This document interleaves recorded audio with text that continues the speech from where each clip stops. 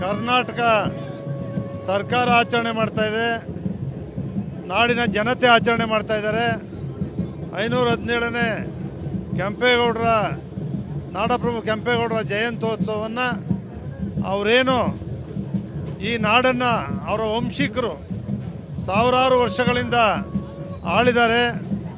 ವಿಜಯನಗರ ಸಾಮ್ರಾಜ್ಯದ ದೊರೆಯಿಂದ ಕೃಷ್ಣದೇವರಾಜ ಒಡೆಯರವರ ಆಶೀರ್ವಾದವನ್ನು ಅವರ ಅನುಮತಿಯನ್ನು ಪಡೆದು ಬೆಂಗಳೂರು ನಗರವನ್ನು ಕೆರೆ ಕಟ್ಟೆಗಳಿಂದ ಎಲ್ಲ ಜಾತಿ ಎಲ್ಲ ಸಮಾಜದ ಎಲ್ಲ 54 ಬಡಾವಣೆಗಳನ್ನು ನಿರ್ಮಾಣ ಮಾಡಿ ಎಲ್ಲರೂ ಕೂಡ ಸರ್ವರಿಗೂ ಸಮಪಾಲು ಸಮಬಾಳು ಅಂತಕ್ಕಂಥ ಒಂದು ಸಂದೇಶವನ್ನು ಕೊಟ್ಟಂಥವರು. 4 ಭಾಗಗಳಲ್ಲಿ 4 ಗಡಿಯನ್ನು ಕಟ್ಟಿ ಬೆಂಗಳೂರು ನಗರವನ್ನು ಏನಿಷ್ಟೇ ಪ್ರಪಂಚದಲ್ಲೇ ಅತ್ಯುತ್ತಮವಾದಂಥ ನಗರವಾಗಿ ಇವತ್ತು ನಿರ್ಮಾಣ ಆಗಿದೆ. ಅದು ಕೆಂಪೇಗೌಡರೇ ಸಾಕ್ಷಿ. ಇವತ್ತು ಅಂತಾರಾಷ್ಟ್ರೀಯ ವಿಮಾನ ನಿಲ್ದಾಣವು ಕೂಡ ಕೆಂಪೇಗೌಡರ ಹೆಸರಿನಲ್ಲಿ ಪ್ರಪಂಚದಾದ್ಯಂತ ವಿಜೃಂಭಿಸ್ತಾ ಇದೆ.